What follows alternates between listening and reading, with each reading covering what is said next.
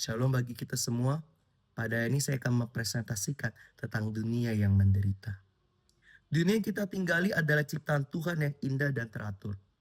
Di dalamnya terdapat keteraturan kehidupan yang menunjukkan kebesaran dari hikmat Allah sebagai pencipta. Namun pada saat yang sama, dunia juga menyimpan realitas yang tidak dapat disangkal, yaitu penderitaan, kekerasan, trauma, dan berbagai bentuk kesakitan yang dialami oleh makhluk hidup. Penderitaan ini muncul akibat dari hubungan antar manusia yang rusak, seperti penindasan, peperangan, dan ketidakadilan. Dan penderitaan juga sering terjadi karena bencana alam yang terjadi di luar kendali manusia. Kondisi ini seringkali menimbulkan pertanyaan iman. Jika Tuhan itu baik dan maha kuasa, mengapa penderitaan tetap ada? Pertanyaan inilah yang menjadi dasar perenungan teologi penderitaan dan harapan. Dalam teologi klasik, penderitaan sering dipahami sebagai akibat langsung dari dosa manusia, khususnya dosa Adam dan Hawa yang menyebabkan kejatuhan manusia ke dalam dosa. Pandangan ini menekankan bahwa penderitaan adalah konsekuensi moral dari ketidaktaatan manusia kepada Allah.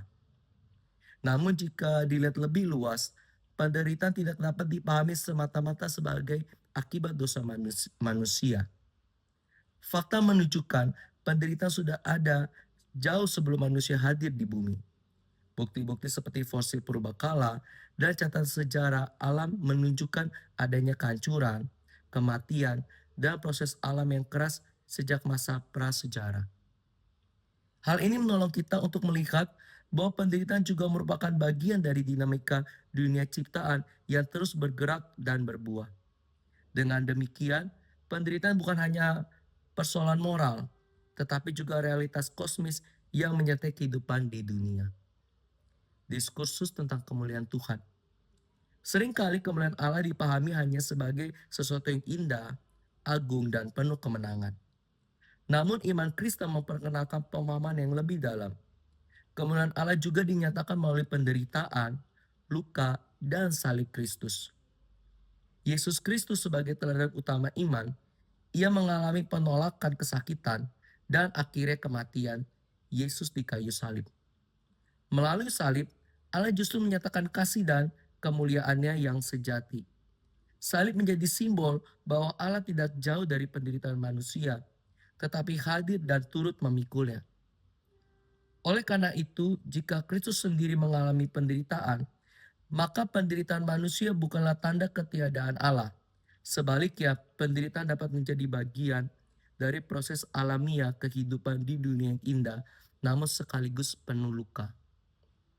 Kesimpulan, dalam kehidupan dunia ini, manusia tidak hanya menikmati keindahan, tetapi juga harus menghadapi penderitaan. Keduanya berjalan berdampingan sebagai realitas hidup yang tidak dapat terpisahkan. Yang terpenting bukanlah menghindari penderitaan sepenuhnya, melainkan bagaimana manusia menyikapi penderitaan tersebut. Teologi penderitaan dan harapan mengajarkan bahwa di tengah penderitaan, iman kepada Tuhan harus tetap dipelihara. Dan perlu diingat, Tuhan tidak pernah meninggalkan manusia dalam kesakitan, melainkan hadir, menyertai, dan memberi pengharapan. Dengan pengharapan inilah, manusia mampu menjalani penderitaan tanpa kehilangan iman dan kepercayaan kepada Allah. Terima kasih, Tuhan Yesus memberkati. Ya, shalom, selamat malam. Selamat kita berjumpa di mata kuliah Teologi Penderitaan dan Harapan. Saya melanjutkan PPT kelompok kami dari kelompok 5, yaitu kemuliaan ilahi sebagai tanda. Ya, kemuliaan ilahi, sakinah, adalah konsep dalam Alkitab yang merujuk pada kehadiran dan manifestasi Allah yang nyata dan kelihatan. Dalam Alkitab, kemuliaan ilahi seringkali dihubungkan dengan tanda-tanda yang luar biasa dan ajaib. Bapak Ibu, ya, tanda-tanda kemuliaan ilahi yang pertama adalah awan, api. Awan dan api seringkali digunakan sebagai tanda. kehadiran Allah itu terdapat dalam Keluaran 13 ayat 21 sampai 22, Keluaran 19 ayat 18. Yang kedua adalah tandanya cahaya. Cahaya terang dan bersinar seringkali digunakan sebagai tanda kemuliaan Allah. Itu Exodus dan Keluaran 24 ayat 17, Matius 17 ayat yang kedua. Tanda kemuliaan ilahi selanjutnya gemuruh dan guntur. Gemuruh dan guntur seringkali digunakan sebagai tanda kehadiran Allah. Exodus 19 ayat 16, Samuel sampai ayat 19, 1 Samuel 7 ayat yang ke-10.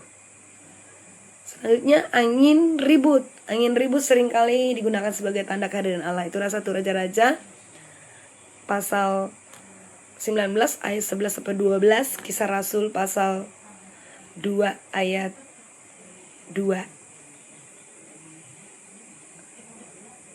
Ya, dalam Perjanjian Baru, kemuliaan ilahi diwujudkan dalam diri Yesus Kristus yang merupakan gambar Allah yang tidak kelihatan. Itu Kolose 1 ayat 15.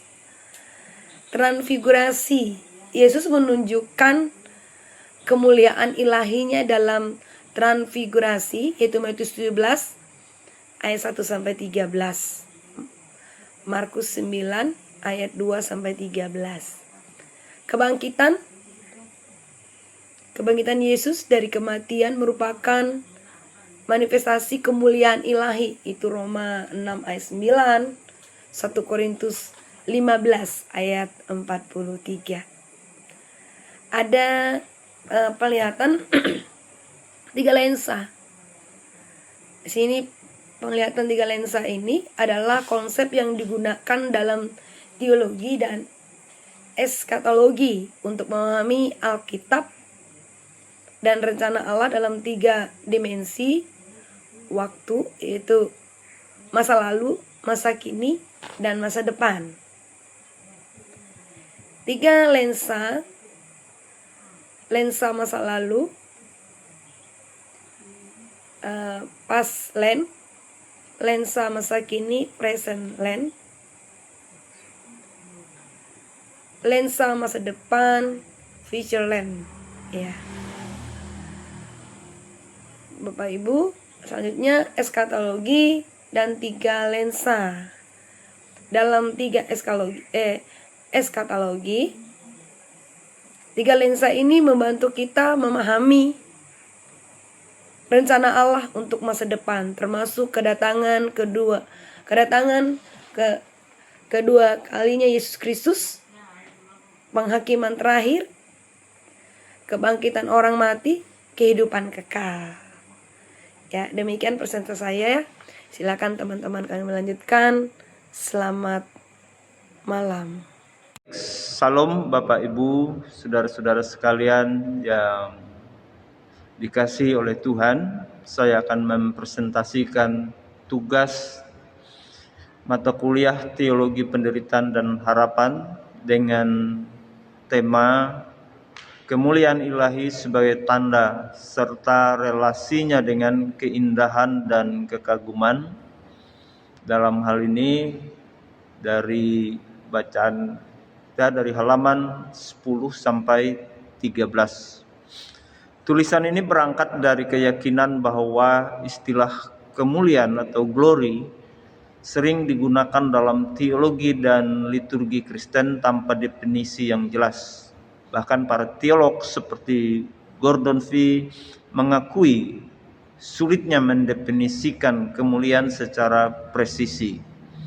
Karena itu, penulis mengusulkan pendekatan baru memahami kemuliaan ilahi sebagai sebuah lensa hermeneutis untuk menafsirkan cara Allah hadir dan bekerja di tengah dunia yang ambigu serta kompleksitas pengalaman manusia. Penulis menegaskan bahwa pembicaraan tentang kemuliaan tidak boleh terbatas pada gambaran tradisional seperti cahaya, keagungan, atau kemenangan eskatologis.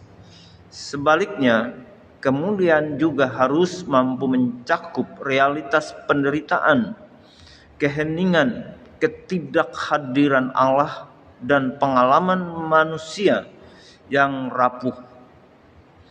Dengan pendekatan ini, kemuliaan dipahami bukan sekedar atribut statis Allah, melainkan tanda dari keterlibatan Allah yang dinamis dengan ciptaan. Dalam dialog dengan pemikir besar, penulis mengulas kontribusi Hans Urs von Balthasar, Calvert, dan C.S. Lewis. Balthasar dipuji karena menekankan bahwa kemuliaan Allah seringkali dialami lebih dahulu melalui penglihatan sebelum melalui firman, serta karena pemahamannya tentang kenosis intra-trinitarian, yakni bahwa pengosongan diri adalah sifat kekal Allah Tritunggal, bukan hanya peristiwa dalam inkarnasi. Dengan demikian, penciptaan dan salib sama-sama mengalir dari kasih Allah yang memberi diri. Calvert dipaparkan sebagai teolog yang melihat kemuliaan Allah sebagai penyataan diri Allah yang komunikatif dan dinamis. Namun pendekatan Barth dinilai terbatas karena penolakannya terhadap teologi alam, sehingga kurang memberi ruang bagi pengenalan kemuliaan Allah dalam dunia non-manusia dan alam ciptaan. C.S. Lewis melalui khotbah The Weight of Glory membantu memperjelas ambiguitas istilah kemuliaan. Ia menolak pemahaman kemuliaan sebagai ketenaran atau pancaran cahaya secara harafiah, dan justru mengaitkannya dengan kerinduan terdalam manusia akan kepenuhan eskatologis. Dalam konteks modern, kemuliaan sering disalahpahami sebagai popularitas atau prestasi manusia yang sifatnya sementara dan mudah runtuh. Hal ini justru menegaskan perbedaan radikal antara kemuliaan manusia dan kemuliaan Allah. Akhirnya, penulis menegaskan bahwa kemuliaan ilahi tidak identik dengan pujian manusia, tidak dapat disederhanakan sebagai keindahan semata, dan tidak boleh direduksi menjadi daya tarik estetis belaka. Kekaguman memang merupakan respon penting manusia terhadap kemuliaan, tetapi kemuliaan Allah melampaui apa yang indah, nyaman, atau mengagumkan secara kasat mata. Kemuliaan Allah adalah tanda kehadirannya yang misterius, komunikatif, dan mengubah baik dalam terang maupun dalam salib. Setelah presentasi ini disampaikan, Tuhan Yesus memberkati. Shalom, saya akan melanjutkan materi tentang eksplorasi lebih lanjut kemuliaan ilahi sebagai tanda. Pengertian kemuliaan ilahi. Kemuliaan ilahi dipahami sebagai manifestasi kehadiran, kuasa, dan keagungan Allah. Ia menjadi tanda yang menyingkapkan sifat Allah yang transenden sekaligus imanen. Kemuliaan ilahi sebagai tanda. Tanda bukan sekedar fenomena fisik, tetapi menunjuk pada realitas rohani yang lebih dalam. Kadang-kadang manusia membutuhkan tanda sebagai bukti bahwa Tuhan itu ada. Kemudian kemuliaan ilahi berfungsi sebagai penunjuk arah bagi manusia untuk mengenal Allah. Jadi dengan adanya tanda maka menjadi penunjuk arah bagi manusia untuk mengenal siapa Tuhan. Kemudian tanda ini menguatkan iman, meneguhkan pengharapan, dan mengarahkan pada penyembahan. Jadi dengan adanya tanda bahwa Tuhan itu ada, maka itu akan menguatkan iman manusia untuk tetap percaya bahwa Tuhan yang kita sembah adalah Tuhan yang hidup. Menurut Emil Brunner, kemuliaan Allah bukan sekedar keindahan atau keagungan yang dapat ditangkap secara estetis, melainkan tanda kehadiran Allah yang nyata dalam sejarah dan relasi manusia. Kemuliaan itu adalah manifestasi dari kasih dan kebenaran Allah yang menyingkapkan dirinya kepada manusia. Jadi, kemuliaan Allah itu adalah merupakan tanda sehingga manusia semakin diteguhkan bahwa Tuhan itu ada. Jadi tanda itu akan menolong manusia untuk semakin mengenal Tuhan dengan baik dan benar. Implikasi bagi umat. Mengajak umat untuk merenungkan tanda-tanda kemuliaan Allah dalam kehidupan sehari-hari. Yang berikut menumbuhkan sikap syukur, hormat, dan penyembahan. Yang berikutnya adalah mendorong keterlibatan aktif dalam mewujudkan kasih Allah di tengah dunia. Jadi implikasinya bagi kemuliaan yang dinyatakan adalah sehingga manusia punya dasar untuk bersyukur, bisa menyembah Tuhan dengan baik, dan bisa hormat kepada Tuhan. Kemudian mendorong manusia untuk terlibat lebih aktif lagi dan bisa menjadi surat atau bisa menjadi wakil Allah di tengah-tengah dunia. Menurut taksonomi tanda Peirce tentang kemuliaan, menurut Peirce, kerangka triadik Peirce mengatakan bahwa representamen sama adalah bentuk tanda yang tampak, misalnya pengalaman rohani, liturgi, atau fenomena alam yang menyingkapkan kemuliaan. Objeknya adalah realitas yang diwakili, yaitu kemuliaan Allah sendiri. Interpretannya adalah makna yang ditangkap manusia berupa iman, rasa kagum, atau kesadaran akan kehadiran Allah. Itu yang disebut dengan kerangka triadik Peirce. Yang berikut adalah klasifikasi tanda dalam konteks kemuliaan. Ikonnya adalah kemuliaan ilahi ditangkap melalui keserupaan atau gambaran. Contohnya adalah cahaya, keindahan alam, atau simbol visual yang mencerminkan keagungan Allah. Indeksnya adalah kemuliaan ilahi ditunjukkan melalui hubungan kausal atau kehadiran nyata. Contohnya mujizat, perubahan hidup, atau pengalaman rohani yang langsung menunjuk pada Allah. Simbolnya adalah kemuliaan ilahi dipahami melalui kesepakatan budaya atau tradisi iman. Implikasi teologisnya adalah kemuliaan Allah dapat dipahami sebagai tanda yang berlapis-lapis, tidak hanya simbolik tetapi juga nyata dan dialami. Taksonomi Peirce membantu menjelaskan bahwa kemuliaan ilahi hadir dalam berbagai bentuk, misalnya pengalaman, simbol, maupun tradisi. Dengan demikian, kemuliaan Allah tidak hanya dipahami secara abstrak, tetapi juga dapat ditafsirkan melalui tanda-tanda yang hidup di dalam iman manusia itu sendiri.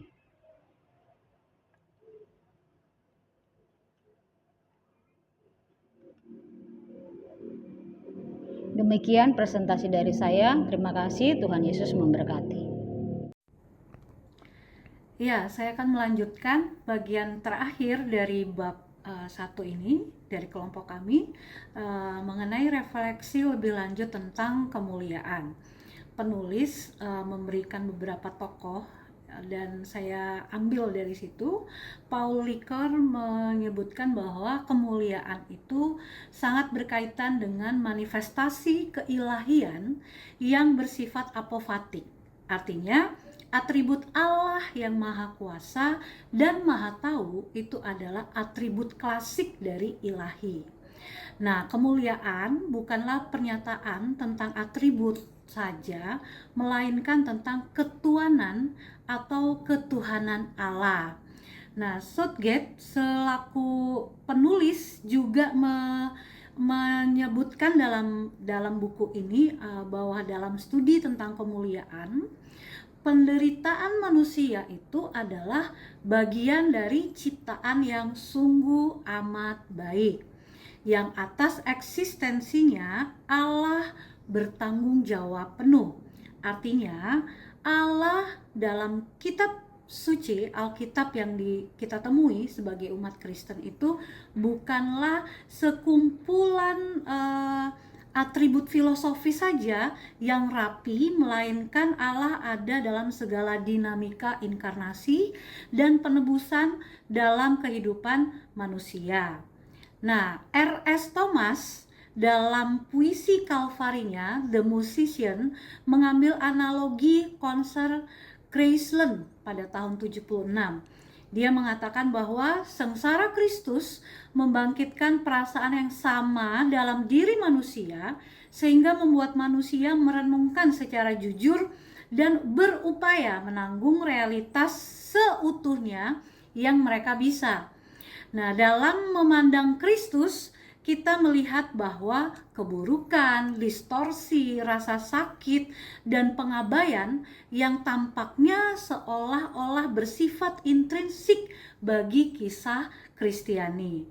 Nah, tokoh lain, von Balthasar, dia juga mengatakan bahwa jika salib secara radikal mengakhiri semua estetika duniawi, maka justru akhir inilah yang menandai kemunculan menentukan dari estetika ilahi.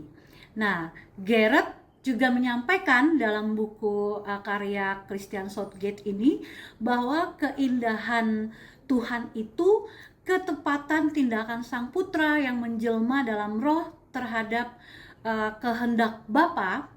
Ketepatan inilah yang memancarkan kemuliaan Tuhan. Nah, kemuliaan itu bahasa aslinya kavod, ya, atau bobot, ya, atau substansi. Artinya mulia dalam istilah manusia itu adalah apa yang paling substansial, paling nyata dan bertahan lama.